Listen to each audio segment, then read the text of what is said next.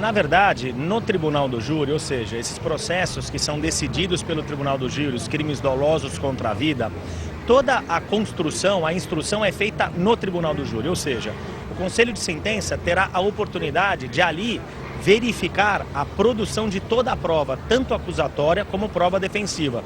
Portanto, o que pesa de fato num conselho de sentença é a argumentação trazida pela acusação, é a argumentação trazida pela defesa, ou seja, o poder de oratória no tribunal do júri, sem dúvida nenhuma, é muito importante. Mas atrelado ainda a isso, nós temos o interrogatório dos acusados, ou seja, ali não há dúvidas de que há emoção, de que há um momento em que o conselho de sentença verifica se a pessoa está falando a verdade ou não, o talento, a habilidade das partes em inquirir essas pessoas. As testemunhas também, claro, num caso como esse, as testemunhas não são oculares, ou seja, não há testemunha presencial.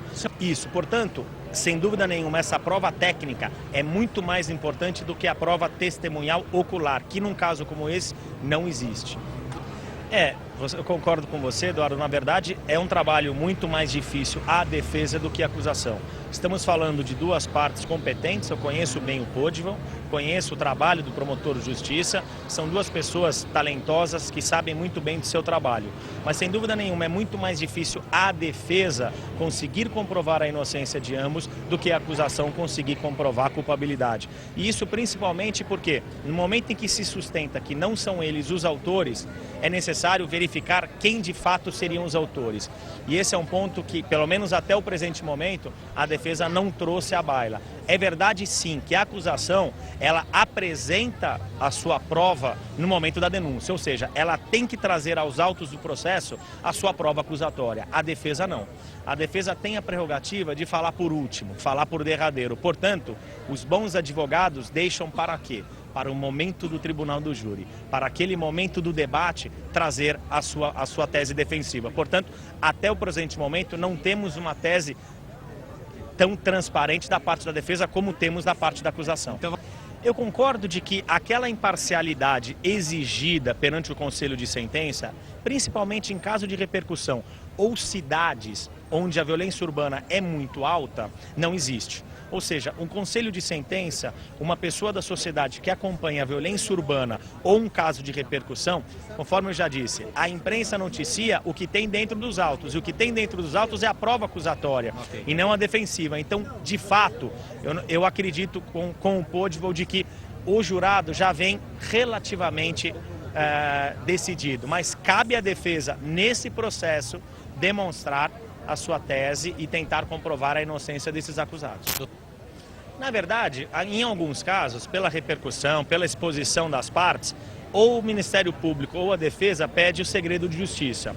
Mas num caso como esse, nem o Ministério Público nem a defesa entenderam pelo segredo de justiça. Ou seja, não há mais, lamentavelmente, a vítima menor de idade faleceu e as partes já foram expostas tanto pela opinião pública. Então, aí eu acho que optaram pelo princípio da publicidade. Portanto, é uma estratégia da defesa no sentido de comprovar, né, de fato, o julgamento. No tribunal do júri, o conselho de sentença, ele não tem que fundamentar a sua decisão. Portanto, ele decide da forma que ele entender. Completamente diferente do juiz. Atenção, deixa eu... Não, você não fica sabendo por que ele entende pela absolvição ou pela condenação. Ele não fundamenta a decisão. Agora, um depoimento prestado no inquérito policial não tem contraditório. Uma pessoa que relata à imprensa, ela não está sob o crivo do contraditório. Portanto, que aquele depoimento no tribunal do júri, na presença do conselho de sentença, ele tem uma força maior. Mas, evidentemente, caso a testemunha não compareça, cabe às partes demonstrar o passado dessa pessoa. Ou ainda, uma pessoa que diz uma versão anteriormente e num conselho de sentença ali, no tribunal do júri, traz uma nova versão, cabe à parte interessada se manifestar dizendo, olha, o senhor primeiro disse isso e agora o senhor está dizendo isso. Qual é a versão verdadeira? E o conselho de sentença analisa isso e verifica se aquela testemunha está mentindo ou qual seria a versão verdadeira. Mas ele não é, quer dizer, ele não é obrigado não, ele não motiva a sua decisão. Portanto, nunca saberemos, e o voto é secreto, quem votou a favor ou quem votou contra, se não for unânime, e nunca saberemos o motivo que levou. Pode. Na verdade, é um pedido que pode ser feito tanto pela defesa como pela acusação, e o juiz pode ou optar pela realização do júri ou adiar o júri para uma nova data, e teoricamente tem que ser uma data mais próxima que ele tenha disponibilidade. Agora, é necessário verificar se no momento que a defesa arrolou essas testemunhas lá atrás, ele pediu caráter de imprescindibilidade, ou seja, ele lá atrás demonstrou, essa testemunha para mim é imprescindível. Ele precisava ter dito isso lá atrás, então, não pode dizer agora que é essencial. Não, ele deveria ter dito lá atrás, ou seja, ele dizendo isso agora, de fato, ele tem um enfraquecimento nesse pedido. É assim que funciona, e evidentemente que o pedido de nulidade de um processo não necessariamente está adstrito a uma testemunha que não comparece, mas há inúmeros outros fatores. Por exemplo, um dos jurados dorme, um dos jurados conversa com outro jurado sobre o processo.